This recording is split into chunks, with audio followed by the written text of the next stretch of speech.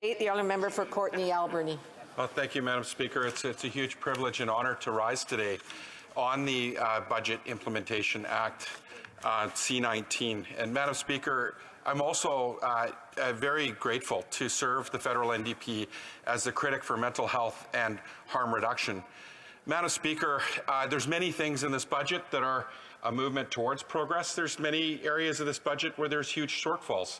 But I really want to follow up on my colleague from Mississauga who spoke just recently about housing, because housing has such an impact, not just on the economy, Madam Speaker, for small business and for workers, and also for volunteers in our communities, but also on people's mental health, especially when we're seeing the skyrocketing rates of real estate, Madam Speaker, skyrocketing rents that are out of touch for Canadians, and the people that are most impacted, workers, seniors, people that are the most marginalized, people that weren't homeless before that are becoming homeless because they're being pushed out on the street, Madam Speaker. Now, in my home riding, in the community I live in, Port Alberni, we saw real estate go up in the last year 46%, Madam Speaker.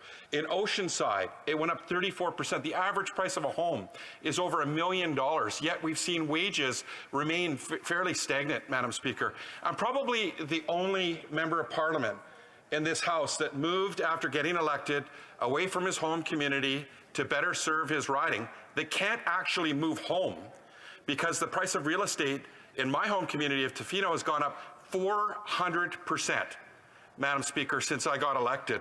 So this is not just an impact on me, but imagine the workers in Tofino and how impossible it is, or for the small businesses that require workers, Madam Speaker.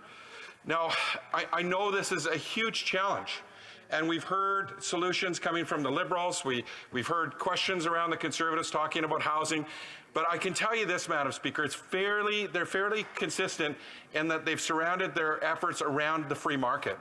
And free market won't solve these problems, Madam Speaker. I grew up in the 70s and 80s, Madam Speaker, in Victoria, British Columbia. And, you know, I'm really proud of where I grew up and the community where I lived in that they took some leadership. They worked with the federal government to develop some co-ops. As we know, Canada went on a robust co-op housing program, and it was developed actually through a minority government, working with the Liberals and the federal NDP in the early 70s under our leader, David Lewis, Madam Speaker. And it was that agreement that got the national housing program going, where they started to develop about 25,000 units on average throughout the 1970s and 1980s.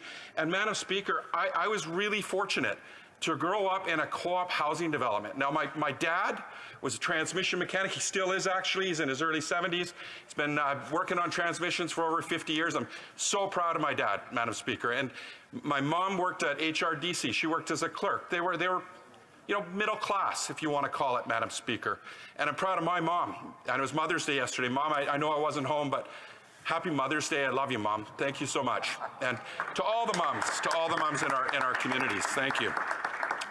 They worked really hard. And Madam Speaker, the co-op was so unique in that it provided safe, secure, and affordable housing for my mom and dad and my brother Rob and I, but also it provided safe and secure housing for seniors, single parents, people of lower income, Madam Speaker, people on income assistance. I can go back to that co-op in Victoria to this day.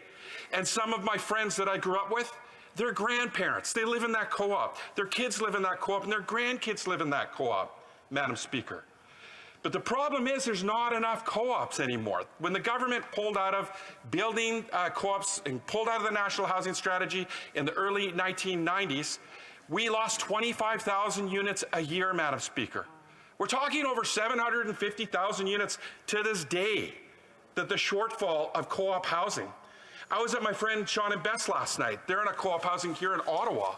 They got safe and secure housing. They're on a wait list for 4 years, terrified.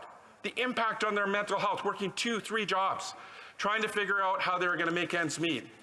And their daughter, Kira, they want to make sure that she can live in the co-op. But Madam Speaker, they're not even taking names now in the co-op where they live. It's so long, the wait list. In fact, my daughter, who just graduated from the University of Ottawa, dropped me off today and she said, Dad, I can't talk about ever owning a home.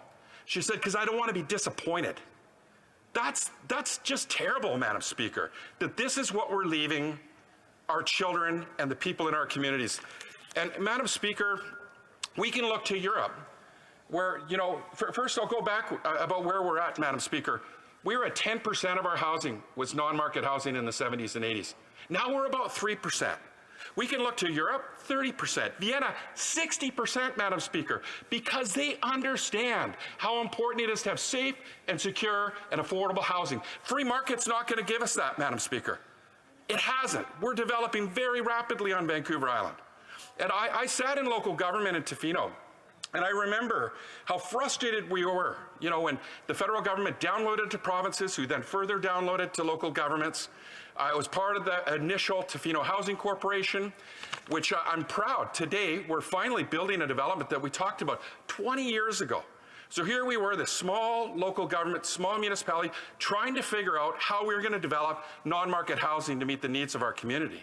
What a task for small communities to take on that don't have the expertise, don't have the aptitude, and often don't have the leadership. And they don't know how to do it, Madam Speaker. But I can assure you this, if federal government puts money on the table, local governments will access it. They'll find the land.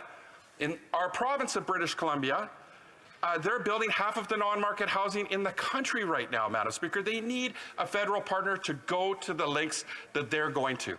Now, they just had applications of over 12,500 shovel-ready units by local governments, local nonprofit housing. They had funding for 2,500.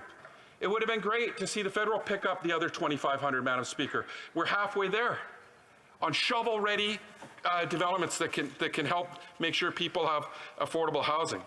Now, I'll tell you where I get frustrated, Madam Speaker, is, you know, I look to my community. We've got a nonprofit housing group in Ucluelet. Randy Oliwa calls me the other day. He says, Gord, we can't even get an answer on a $5,000 planning grant to get things off the ground. The Beaufort Hotel, a purchase of a hotel that already has low barrier housing, a private sector housing, that they made an application through the Rapid Housing Initiative.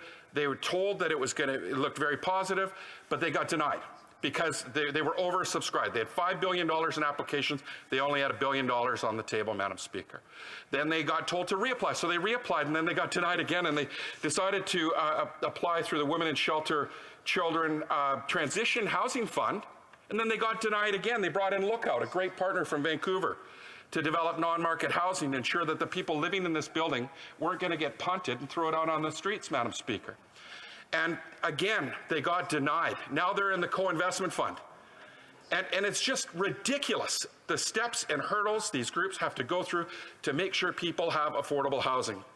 So, Madam Speaker, I do want to speak a little bit about how important housing is, not just for small business and workers and people in our communities, but also to ensure that people that are suffering, those that are on the streets that are maybe living with substance use disorder, Madam Speaker. I was at a low barrier housing unit in Duncan, BC, where they built these sleeper cottages, and I met a man who had his first home, and it was basically basic needs. It wasn't low barrier, it was no barrier.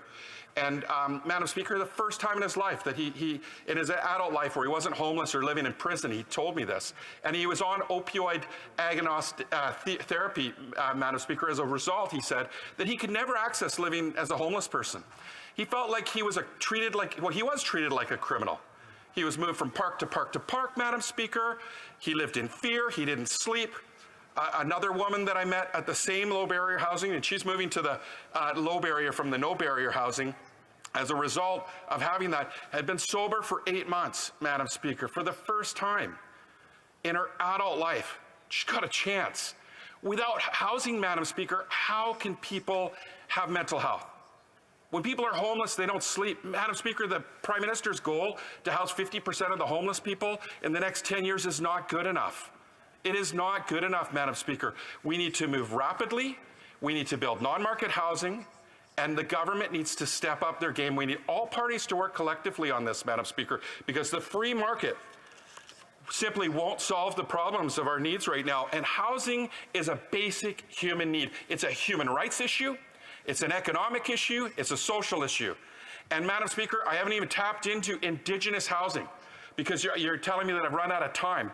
But I could speak another 10 minutes just on that alone. But I want to thank you, Madam Speaker, and I hope we can work together in this House to scale things up rapidly. Comments, the honourable member. Development of the next generation of co-op housing at scale in Canada.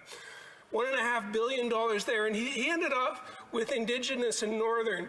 And looking at the $300 million going towards Indigenous and Northern housing, whether the member could comment how we're finally getting a start where we need to see it. The honourable member for Courtenay Alberni. Well, Madam Speaker, I'd say we're getting a start, and we're talking about thousands now when it comes to co-op housing. But it falls far short of the 25,000 units we were building a year in the 70s and 80s. That's 19,000 still short of what we were doing then. How are we going to make up the gap? Right now, the federal government's plan also in terms of filling the workforce labor market shortage is to bring in new immigrants. But they don't tie housing to immigration, Madam Speaker. There's huge problems when it comes to the lack of cohesive planning, when it comes to housing and ensuring that we have a strong workforce. In terms of Indigenous housing, there is some money in the budget, which we negotiated with to help get this agreement going. And we talked about the agreement as the floor. We have much work to do, Madam Speaker, and I see you're to ask me to wrap it up, but I have lots more to say on this, and I will. Thank you. Comment? Thousands now when it comes to co-op housing, but it falls far short of the 25,000 units we were building a year in the 70s and 80s. That's 19,000 still short of what we were doing then. How are we going to make up the gap? Right now, the federal government's plan also in terms of filling the workforce labor market shortage is to bring in new immigrants. But they don't tie housing to immigration, Madam Speaker. There's huge problems when it comes to the lack of cohesive planning, when it comes to housing and ensuring that we have a strong workforce. In terms of Indigenous housing, there is some money in the budget, which we negotiated with to help get this agreement going. And we talked about the agreement as the floor. We have much work to do, Madam Speaker, and I see you're to ask me to wrap it up, but I have lots more to say on this, and I will. Thank you. Comments? The honourable member for Kildonan St. Paul. I'd like to thank the member for his speech. I really appreciated his personal journey with and his story with co-op housing, and I thought he did an excellent job. But I would like to ask him about the issues facing those who need housing, government housing, particularly inflation. I have a lot of seniors in my riding who could use the housing described by the member, and they live on very, very fixed income. So when inflation goes up 6-7%, that may not sound like a lot to folks in this room, but when you only have $100 a month for groceries, it's a lot, and it really impacts their ability to eat well and to feed themselves. And we're seeing this impacting families as well. So I'd just like him to comment on the impact inflation is having on his constituents, and if he is at all concerned that the Liberal government is not addressing this. The honourable member for Courtenay Alberni. Thank you, Madam Speaker, and I really appreciate the question because, you know, we have skyrocketing inflation, but we also have skyrocketing concentration of wealth and skyrocketing inequality. We've seen grocery store prices go up, fuel prices go up, Madam Speaker. We see bank fees go up, yet banks are having record profits. Grocery stores, record profits. Oil companies, record profits. How's that flowing down to seniors? How's that flowing down to Canadians? It's flowing down in increased costs and increased profits to the richest Canadians and shareholders, Madam Speaker. What we need is some balance. We've gone from corporate taxes from 28% to 15%. Yet you can't find a place to live in our country. Madam Speaker, we need to bring some median to this situation, and it needs to happen rapidly. The fairness is not happening right now. Inequality is skyrocketing. We need to address that. It's part of the solution when it comes to taking on inflation and ensuring that people get the best support they can. And there is money. We can make sure that the richest people and the wealthiest can pay their fair share, Madam Speaker. That's a beginning in taking on this crisis. But I do appreciate the question, and absolutely we need to do more.